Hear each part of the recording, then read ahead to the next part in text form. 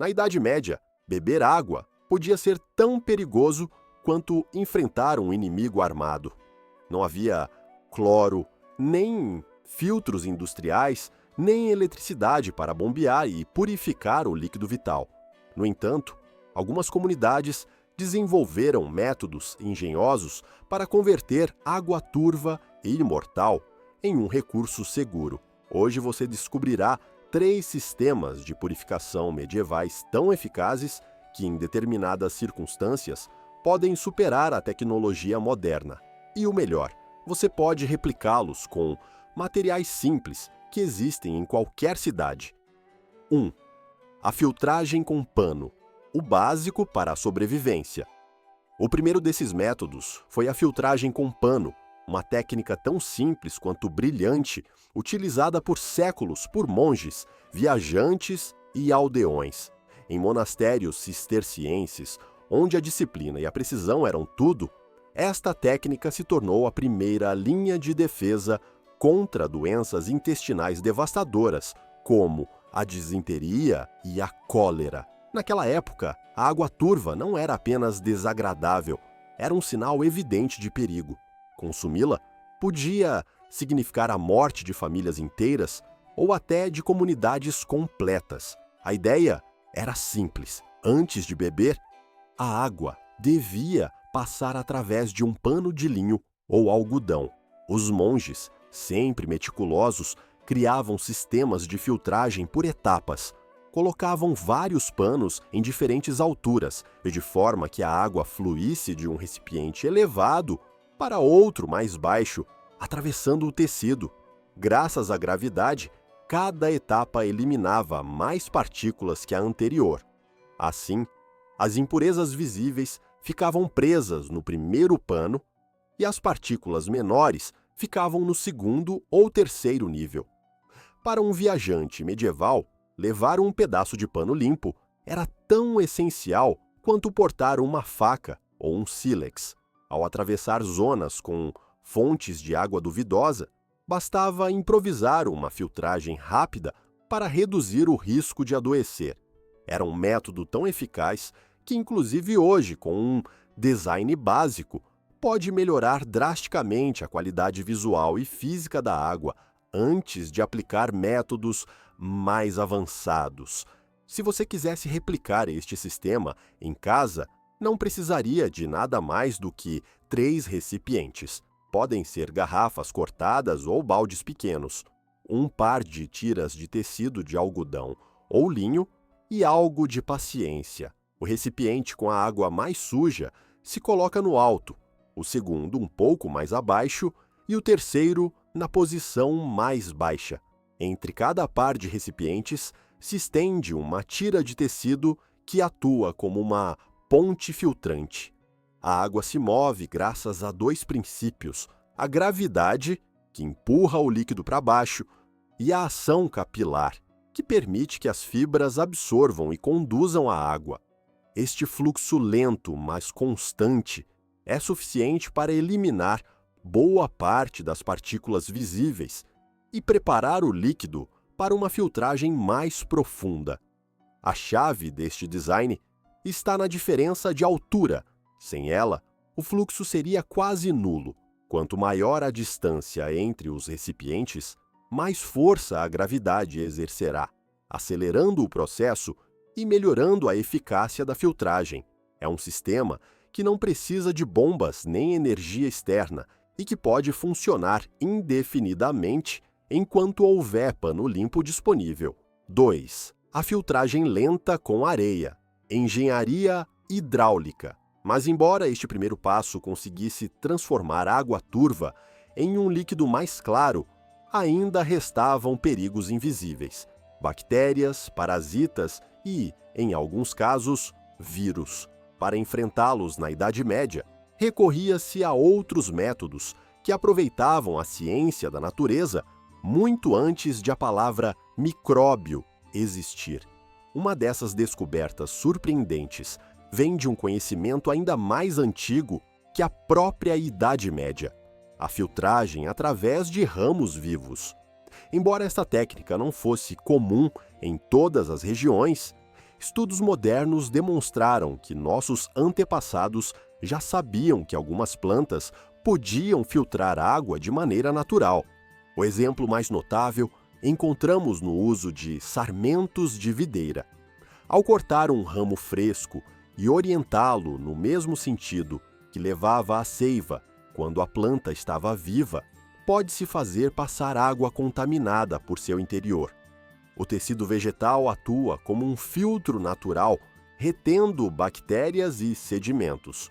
Experimentos recentes com ramos de videira demonstraram reduções quase totais de bactérias E. coli em água de pântano. Embora o sabor resultante possa ter um toque vegetal, a água se torna muito mais segura. Outros tipos de madeira, como o cipreste, oferecem resultados similares, com um sabor mais neutro.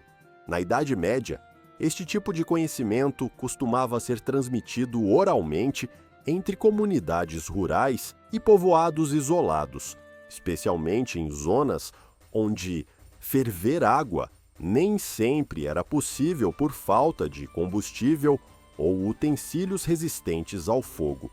No entanto, em ambientes mais estruturados, como os mosteiros, se desenvolveram métodos mais sofisticados e permanentes.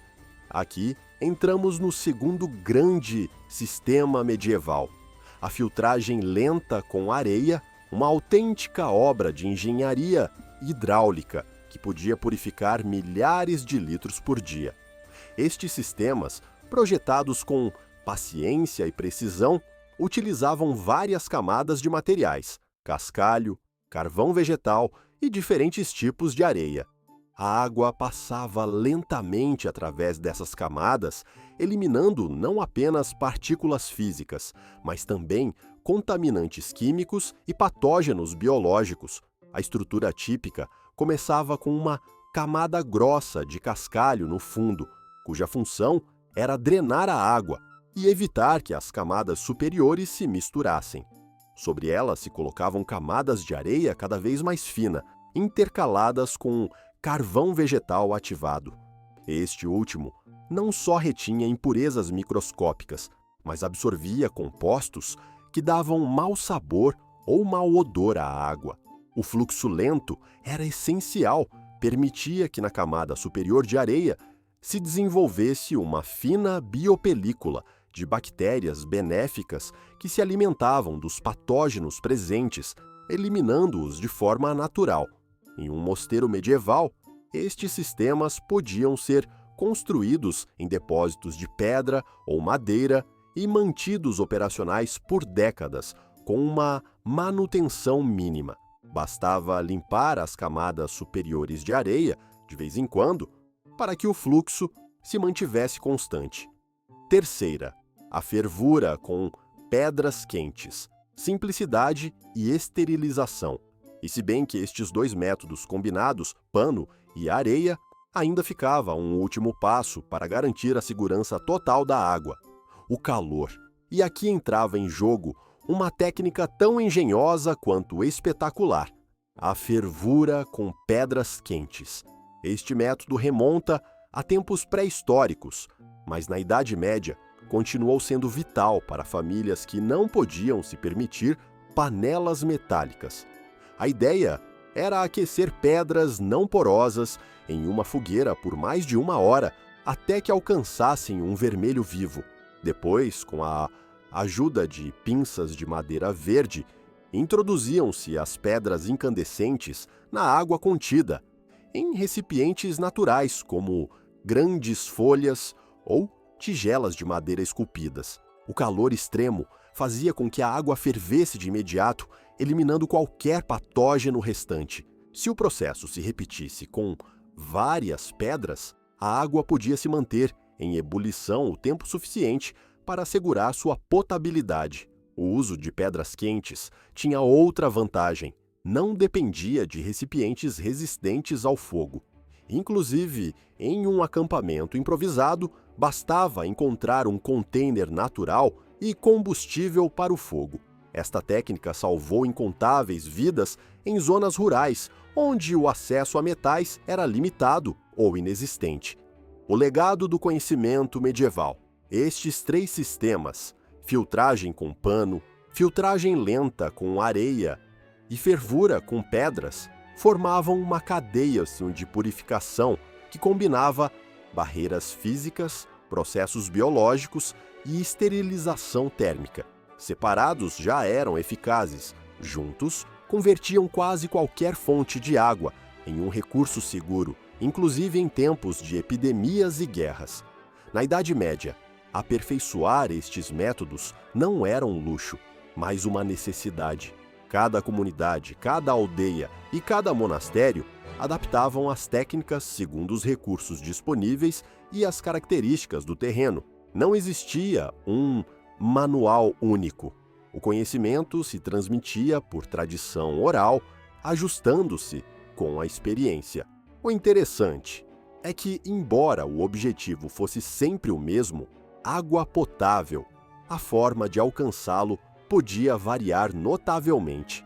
Um dos elementos mais valiosos para melhorar qualquer sistema de filtragem era o carvão vegetal. Os monges o produziam a partir de madeira dura, como carvalho ou faia, queimando-a lentamente em fornos cobertos para limitar o oxigênio. Este processo deixava um material negro e poroso, com uma enorme superfície microscópica, capaz de prender toxinas, bactérias e compostos que produziam mau odor.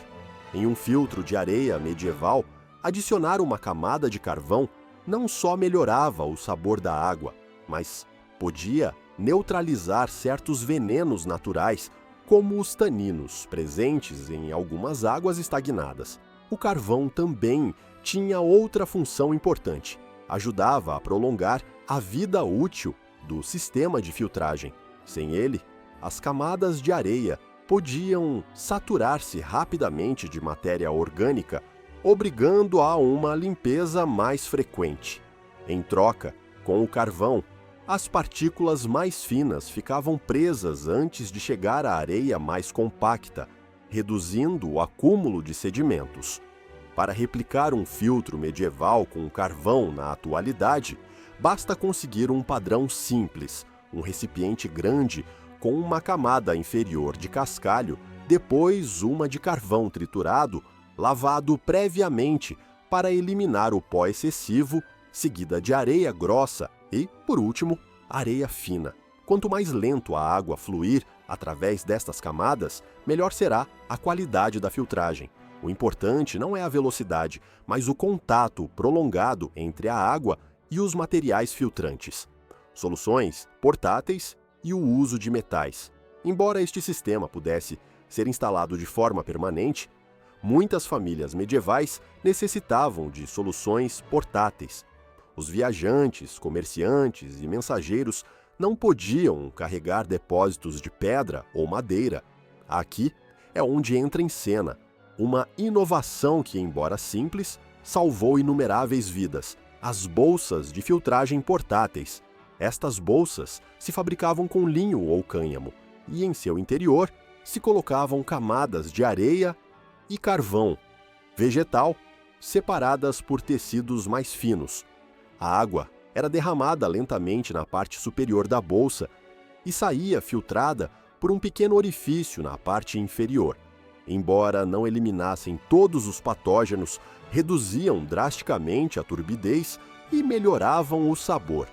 Um viajante podia levar consigo uma bolsa do tamanho de um odre e utilizá-la várias vezes ao dia, simplesmente enxaguando as camadas interiores de vez em quando para evitar obstruções. Em alguns portos medievais, como os da Liga Hanseática, estas bolsas também se usavam para purificar a água a bordo dos barcos. As longas travessias exigiam água segura e ferver grandes volumes. Nem sempre era prático devido à escassez de combustível. Assim, os marinheiros filtravam primeiro a água e depois a armazenavam em barris de madeira, frequentemente com pequenos fragmentos de prata colocados no interior. O uso de prata não era casual. Embora não compreendessem a química por trás, sabiam que prolongava o frescor da água e atrasava o aparecimento de maus odores. Este detalhe nos leva a outro recurso fascinante: o uso de metais com propriedades antimicrobianas. A prata e o cobre, por exemplo, eram conhecidos por sua capacidade para manter viva a água por mais tempo.